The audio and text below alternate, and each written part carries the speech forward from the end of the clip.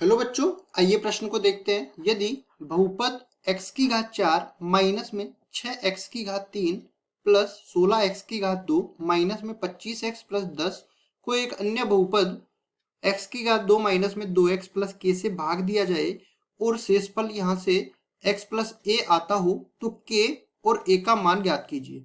प्रश्न को हल करने से पहले इसकी मुख्य अवधारणा के बारे में चर्चा कर लेते हैं। तो यहाँ पे हम लोग लिखते हैं, देखिए मुख्य अवधारणा। मुख्य अवधारणा में हम लोग जानते हैं यहाँ से कि जो भाज्य होता है यूक्लिड विभाजन एल्गोरिदम से भाज्य बराबर होता है भाजक गुणा में भागफल प्लस शेषफल। अब देखिए यहाँ पे ये भाजक भागफल भाज्य और शेषफल ये होता क्या है वो हम लोग बता देते हैं। यहाँ पे हम लोग लगाएंगे लंबी विभाजन प्रक्रिया। लंबी विभाजन प्रक्रिया, तो इस प्रक्रिया में क्या होता है, देखिए यहाँ से भाजक का हम लोग भाग देते हैं और किस में भाग देते हैं, भाज्य में भाग देते हैं हम लोग। और मान लो ये भाग देने के बाद यहाँ पे कुछ जो भी बचता है वो तो शेषफल बचता है और यहाँ पे जो बचता है वो बचता है भागफल। तो ये लंबी विभाजन प्रक्रिया यहाँ पे लगाते हैं। तो देखिए ये अपने पास कुछ इस तरह से आ रहा है, x की घात 4 माइनस में 6x की घात 3 प्लस 16, प्लस में ही है ना, प्लस 16x की घात 2। फिर आगे देखते हैं तो ये अपने पास minus 25x plus 10, minus 25x plus 10 ये बचता है। और इसमें भाग दे रहे हैं हम लोग किसका, x की घात 2 माइनस में 2x प्लस k का भाग दे रहे हैं। यहाँ पे जो भी आएगा वो भागफल आएगा, नीचे जो भी बचेगा वो शेषफल बचेगा।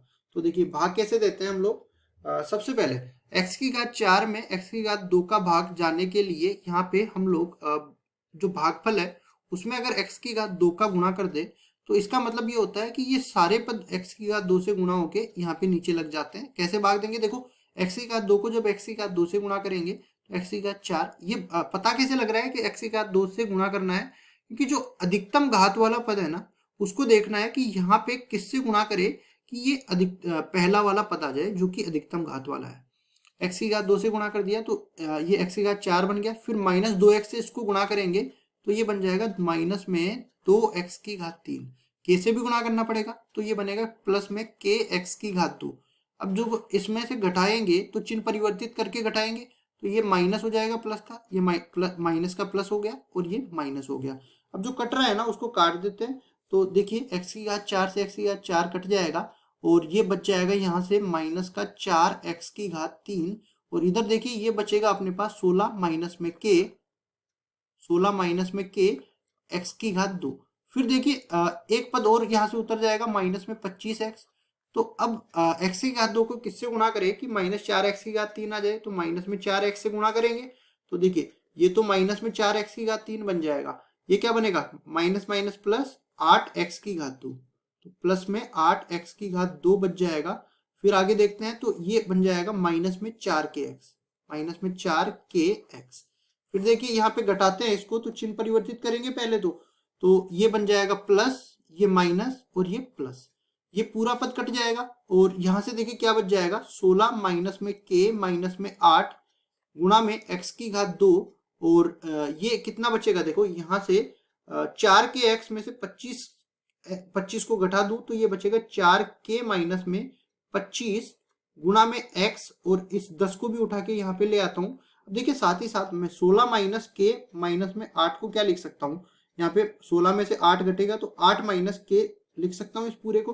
तो देखिए इस पूरे की जगह मैं लिख देता हूँ 8 माइनस में k।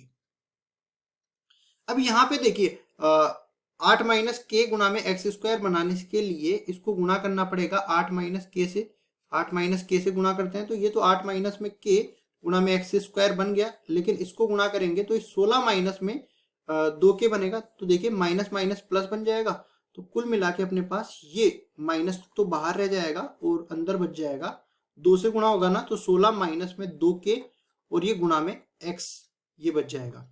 और k से भी इसको गुणा कर देते हैं तो 8 माइनस में k गुणा में k ये बन जाएगा। अब इसमें से घटाते हैं तो देखिए चिन्ह परिवर्तित करेंगे, ये माइनस का हो जाएगा, ये प्लस का हो जाएगा, माइनस का हो जाएगा, ये तो पूरा कट जाएगा।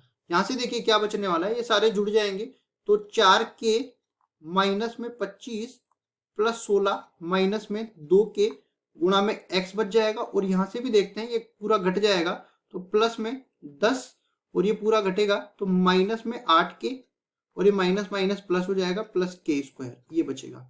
और यहाँ पे ये देखो इसके आगे ये घात छोटी हो गई तो इसमें भाग नहीं देंगे हम लोग, हम मान के चलते हैं कि घात छोटी हो गई तो यही अपने पास शेषफल है, शेषफल।